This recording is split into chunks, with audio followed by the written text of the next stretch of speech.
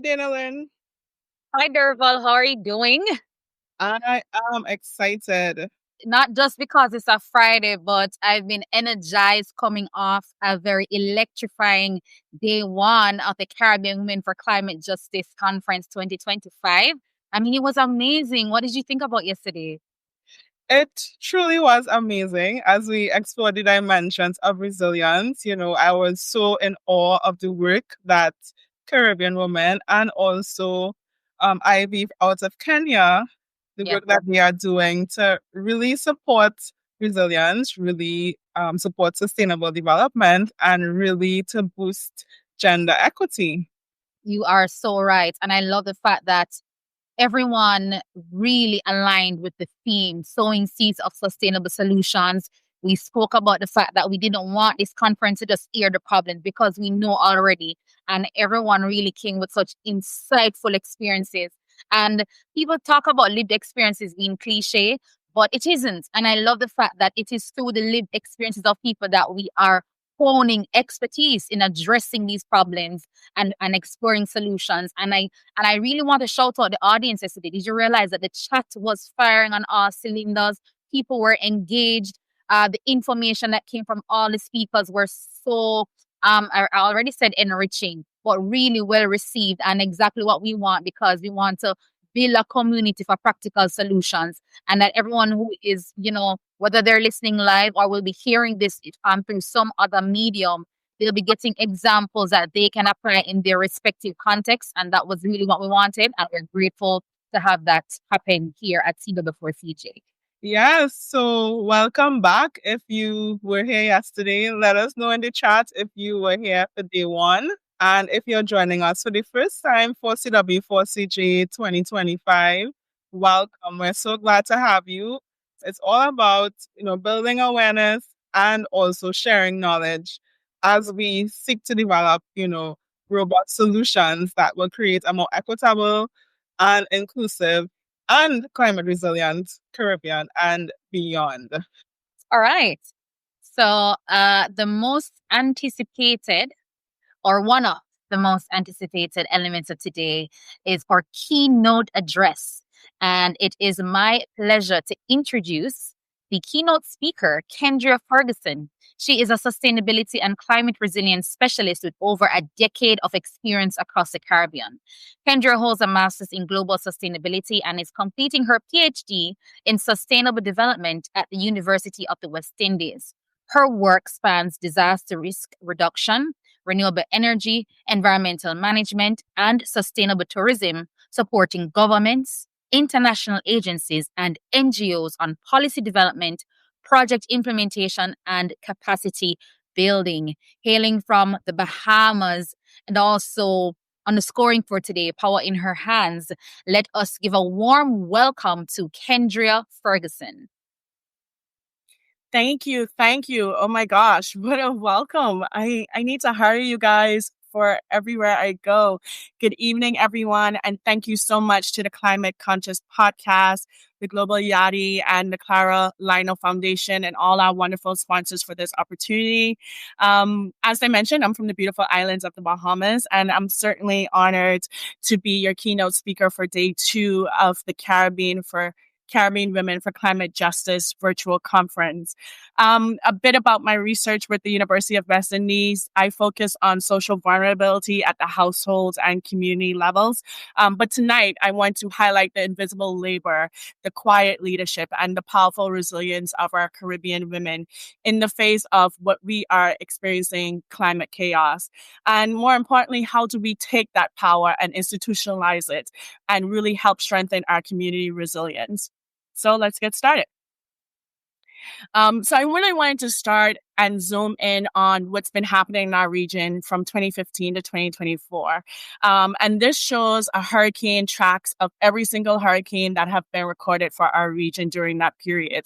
More particularly for me in the Bahamas, between 2015 and 2019, we had 4 major hurricanes. We had Hurricane Joaquin, which was a Category 4, Hurricane Matthew, which was also a Category 4, Hurricane Irma and Hurricane Dorian, both Category 5 storms. Each line on this map certainly represents the storm's journey that has cut through the Eastern Caribbean, and sometimes it has slammed islands, the same islands and the same communities more than once. Most recently, the region is very familiar with what happened with Hurricane Beryl, which caused mass destruction for our brothers and sisters in St. Vincent and the Grenadines, Jamaica, and Grenada. And so for us, the question right now is not if another storm will happen, but when and who will be the most affected. So looking at this, it always is a reminder that these storms don't impact communities equally. This is where gender, poverty, and marginalization begin to shape vulnerability and recovery outcomes for the region.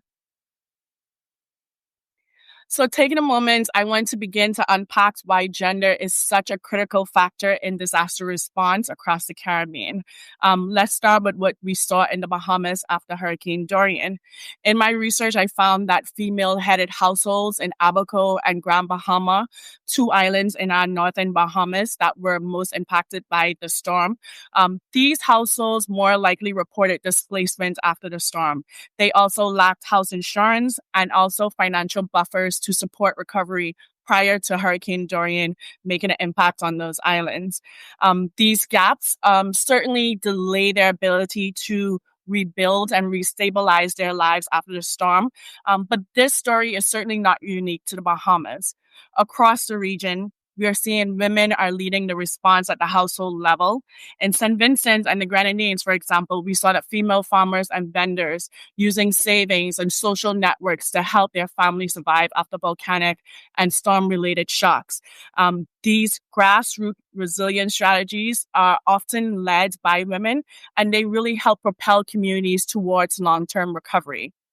At the same time, we see women in unpaid caregiving responsibilities, and these tend to intensify after a hurricane or a disaster event. So women not only caring for their children, but they also care for the elderly, the sick, and often displaced neighbors and extended family. This caregiving work we know is essential to our community makeup, but it also limits women's ability to relocate, to find employment, and even access assistance programs after a disaster event. So this is where we see a lot of structural problems, right? Because social protection systems often overlook women's role in informal labor and caregiving. This means that when women are doing the most to keep families and communities afloat, they are often least supported by any disaster and national policy. So for me, this slide is certainly a reminder that gender matters not only how it shapes risk, but it certainly shapes how people recover. It shapes who gets left behind after disaster and also who ends up holding everything together during crisis. So if we are to continue to explore the invisible layers of gendered vulnerability and how often these go unaddressed in disaster planning, let's first look at employment. Across the Caribbean, women are heavily concentrated in vulnerable sectors: tourism, healthcare, education, caregiving, beauty related sectors. These sectors are most likely disrupted or shut down during or after hurricane events or other forms of disasters. After Hurricane Dorian, many women in Abaco and Grand Bahama, they lost their job within the hospitality sector. They also lost access to early childhood care and informal retail and food sectors. They also lost their jobs there as well. These sectors tend to have rapid layoffs and prolonged closures. But what is unique with Hurricane Dorian is that these sectors was then impacted again because COVID-19 started just after the storm. So that meant that it halted tourism recovery. It halted and slowed down recovery on the ground for the disasters. So many of these households, and mostly female-headed households, went without stable income for a much prolonged period than usual. And because of this, many women were unable to rebuild their lives in a swift manner. Even today, almost 5 years after the storm, many households are still rebuilding. And this pattern, again, is not unique to the Bahamas. In Suriname, St. Lucia, and Barbados, we often see that women bear the emotional burden of recovery, right? So we deal with the stress, we deal with the grief, we deal with the labor, and all of this goes unaccounted for and unsupported within our national formal systems. And this is certainly why gender matters in disaster response. It is not just about who house get hit anymore, what public service is no longer available, but it's about whose recovery is going to be delayed and whose trauma is invisible. We have not even touched on the mental health status of women throughout these periods, because that's always not even a thought for people, right? We're just told to be strong, resilient, and to deal with it. And then we forget to really consider what this labor costs for women. That is often taken for granted in these situations across the region. So across the Caribbean, when disaster strikes, women consistently emerge as the backbone of community recovery, not through formal appointments or positions, but through necessity. In true form, this is seriously who we are as a people. We have a natural instinct to be deeply rooted within our communities. We take on the emotional weight of caregiving. We manage food distribution sites. We ensure shelters have what they need. We get children into some sort of routine. And even if schools are closed or supplies are limited, we always find a way to make our family and our kids and our communities feel safe and loved during these times. So women, they support our vulnerable neighbors. We mobilize our networks. We fill these institutional gaps that are often invisible to our government systems. And this is certainly not random, but it definitely reflects the qualities of women throughout the region. We have empathy. We help others use and recognize and respond to human needs. We have great organizational skills, and we have trusted social networks that we have built throughout our communities. And so because of this, our resilience has been shaped by long-term exposure to economic strain, environmental risks, and social responsibilities. And unfortunately, these strengths are not translated into international policies. We're not having a seat at the table for decision-making processes. And because of that, we are not just simply first responders. We are holding our communities together in ways more than anybody can really think of. And yet, when women lead these food drives and we coordinate shelters and we build mutual aid systems, our labor is often labeled as volunteering, right? So we rarely are compensated. We're never consulted, and we're often left out of these decision-making spaces. So if we are truly focused on building resilient systems, we must first begin to recognize that this type of labor, resourcing it and bringing these women leaders to the table after a crisis, is not just a need, right? It's a necessity at this point. We must do this in order to rebuild our communities and rebuild a level of resilience that can transcend year after year. So I want to pause here. Oh, I'm sorry. Okay, so I missed a slide. So just go back. Okay, so I wanted to take a moment here to really look at some strategies that have been put on the table for the region, right? So in Jamaica, there is a strong foundation of women-led agro-processing groups. These networks could be activated in future disaster response to produce emergency-ready meals for shelters and vulnerable households. This will not only formalize what is already being done, but it certainly recognized this group of ladies and this role that they have in food security and logistics planning. In Suriname, we see that there's a need to train women in early warning, community-based risk mapping, as well as preparedness planning to really help shape their community response. We know that equipping women to lead drills and assessing vulnerabilities can really help strengthen community trust, but also it expands national systems. When we look at the island of Barbados, right, we see women entrepreneurs are extremely active in agriculture and small business. So targeting support through climate resilience, agroforestry, ensuring financial literacy is available to them. Disaster risk education is also a must. Focusing on those elements can really help shape recovery and really move the islands from being reactive to proactive. We've seen across the board that empowering women certainly build adaptive systems, right? So why aren't we doing more with that? Why aren't we building on this amazing tool that we have already existing in our community? So I wanted to pause here, and I really want to sit for a moment to really look at the fact that women didn't just grow food, they design emergency food systems. And that is the value that sits in Jamaica's disaster response strategy and recommendations. We can do so much more if we brought women to the table. These women are not only feeding their families or working on farms, they are actively designing response system, providing nutrition, managing logistic networks, ensuring safety in much ways that are faster than other formal responsive, but they have the community trust that is certainly needed during disaster response periods. And so I really want that to push us to ask, what disaster resilience will look like if we centered solutions around women and around programs that already exist. And really take a moment to think about what programs exist in your country and your community that can really serve a benefit in the different stages of disasters. We've become such a reactive community that we're not thinking about preparedness. We're not thinking about early warning systems. And really think about how your community can really shape and build those by using existing structures that are already beneficial to your community. So much of what I mentioned so far about how gender shapes risk, recovery, and women leadership was reflected in my own Ph.D. research on Hurricane Dorian impacts in Abaco and Grand Bahama. And although my study has been broadly focused on household level socioeconomic vulnerability, gendered patterns certainly emerge organically throughout. And so I pulled some of that data to share tonight.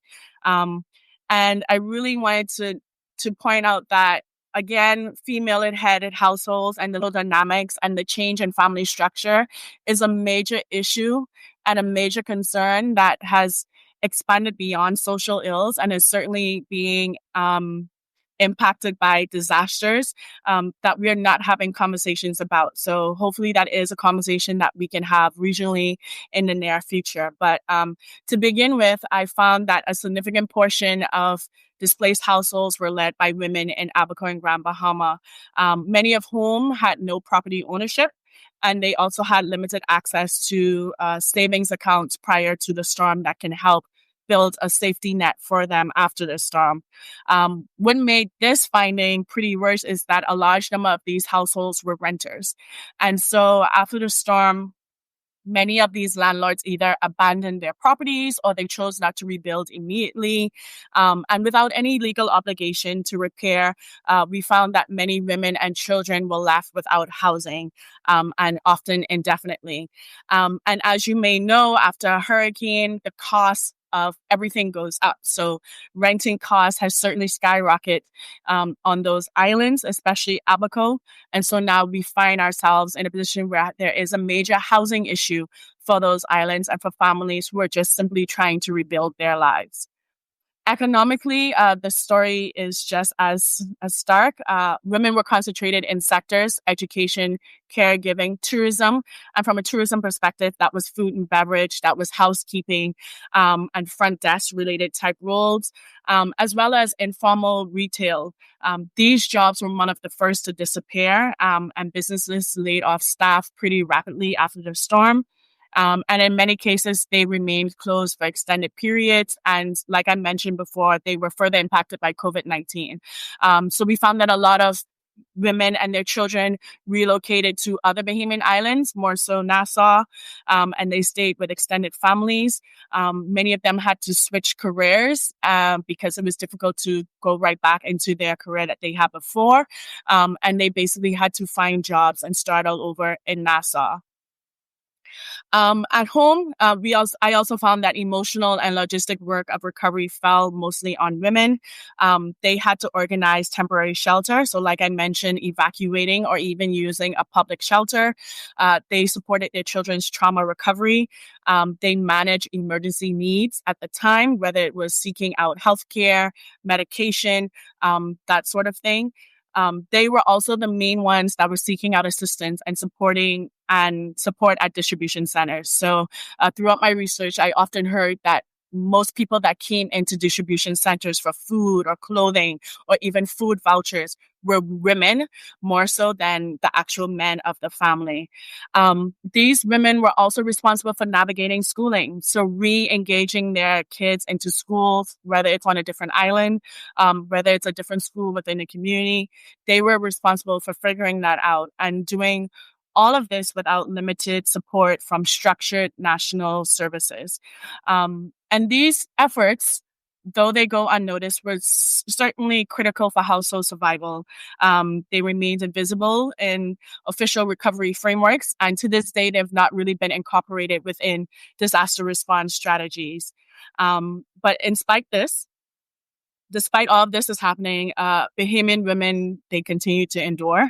And they certainly have led disaster response after Hurricane Dorian. I've witnessed personally women-led organizations taking the front seat to disaster response. They expanded community-based initiatives. Some of them created NGOs, particularly out of the need for recovery. And all of this just to fill the gaps of national response that was happening. For example, Bahamas Strong, which was led by a group of brilliant women throughout the private sector, they stepped in and coordinated evacuation logistics. They coordinated short-term housing. They provided access to immediate food at evacuation centers. They coordinated medication and healthcare. And they also supported restoring family connections. As evacuations happen and recovery needs change, they facilitated multi-island aid distribution across multiple Bahamian islands, including Eleuthera, as well as within Nassau. Additionally, existing NGOs like Lend a Hand Bahamas and Equality Bahamas, all of which are led by women teams, they pivoted their community response plans to meet the needs of displaced families within their communities. So if people were relocating to Nassau, they changed their programming to ensure that these families had access to food, to shelter, and services within their communities to help them rebuild their lives. But even as women-led response at the ground level, they still remain largely absent from decision-making tables within the country. Their leadership has been powerful, but it's still been unfunded. And unfortunately, a lot of this work was being heavily criticized by governments while it was actually happening. And that was mostly because these organizations and women-led groups, they acted faster, they had less bureaucratic processes, and they gained the attention of a lot of international audiences and organizations. So they got access to funding fairly quickly to support their movement. And so the dynamics surrounding Hurricane Dorian certainly affirms what we're seeing across the region. And that is Caribbean women are not just experiencing disasters, they're navigating it, they're sustaining, and they're reshaping how we do recovery. And unless our policies evolve to reflect that reality, we certainly risk designing systems that fail to support the very people that are holding it together. So I spoke a bit about the gaps, and we've seen some solutions. And first, I really want to look at what would a gender-just resilience framework look like. And first, it certainly starts with representation, right? So women aren't just affected by disasters, we're leading on the ground. So we must be part of formal decision-making processes, from shelter design to evacuation planning to how climate funds are being distributed. Secondly, we need gender-responsive early warning systems and preparedness plans. And what that really means is that recognizing a one-size-fits-all approach would not work. Women are caring for children, elderly, we're living in informal housing. We need tailored communication. We need shelter options that allows for protection of women and children. And we need access to resources. And third, we definitely must support inclusive livelihoods and social protection. Like I mentioned, women are in vulnerable sectors, right? We are caregiving, we're in farming, we are the ladies in the tourist craft markets, we are beauty services, right? And we're often excluded from aid and recovery programming. And so that's mainly because we're outside of the formal labor force. And so now we must really move to make those labor force programming and social protections much more inclusive. And lastly, we must certainly strengthen our data, funding, and accountability. one of the biggest challenges that I've encountered is that we don't have social data in the Bahamas, and we don't have timely social data in the Bahamas. And that's certainly a challenge throughout the region. So if we're not collecting gender-based data, so how do we know who's left behind? How do we know how many single female households do we have? How do we know what challenges they're facing? And so if we're not funding women-led solutions, how can we scale what is already working within our community? And I hope this doesn't just come off as a list, but rather certainly a strategy and a starting point, because now more than ever, what we're seeing that's happening in the United States and across the world, the Caribbean in itself must truly come together and be much more inclusive and resilient within ourselves. And so I wanted to, before I end, I really wanted to leave you with a call to action. We talked about gender risk. We talked about unpaid labor. We talked about grassroots leadership. I want to leave you with 5 actions that can really help us sow these seeds of sustainable solutions. So first one, we must fund women-led solutions. These organizations already exist. They're already responding. They know their communities better than anybody. So what we need is consistent direct funding, not just pilot projects, but we need sustained long-term community-driven action. Secondly, we need to integrate gender into policy and finance. Every risk assessment, every national debate, every national budget, every climate strategy and developmental proposal should ask, how does it affect women? And who is at the table having these conversations, making these decisions, and putting these policies and strategies in place? Third, we must institutionalize local leadership. We must create clear mechanisms for women community leaders to participate in national and regional disaster planning.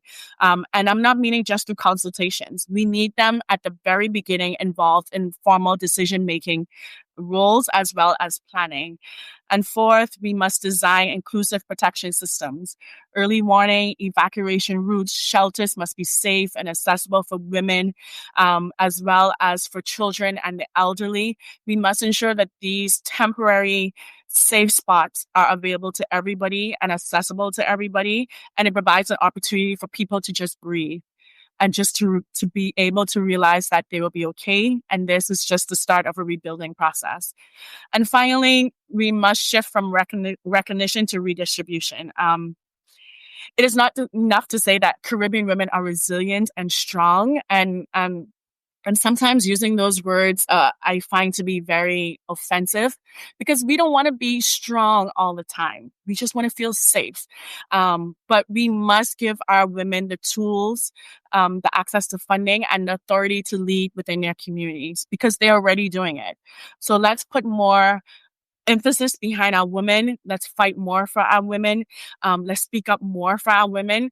And let's really help reshape how we respond, prepare, and recover from disasters by integrating women in through all aspects of our disaster cycle. The future of climate justice in the Caribbean depends certainly deeply on how we root systems and experiences in the leadership of our Caribbean women. And that is it for me tonight. But I certainly want to leave this quote with you guys. Caribbean women, we are not just survivors of disasters. We are certainly the architects of resilience. And so thank you guys so much. I hope this was very informative for everybody. Please connect with me on LinkedIn. And thank you to the entire Climate Conscious podcast and the Yardi for inviting me to be your keynote tonight. Thank you so much. Thank you so much, Kendria, for such a powerful presentation, helping us all to rethink and reshape disaster resilience and how we respond to it, given that we are essentially in the era of climate change, and we can expect, the impacts to continue unfolding. But instead of just sitting in a space of vulnerability and even victimhood, women are already leading in resilience, and we just need the opportunities. We just need all the policymakers and decision makers to implement all of your recommendations that you shared with us here today. So thank you so much for sharing your insights and being part of our community. Stay tuned for more of CW4CJ 2025.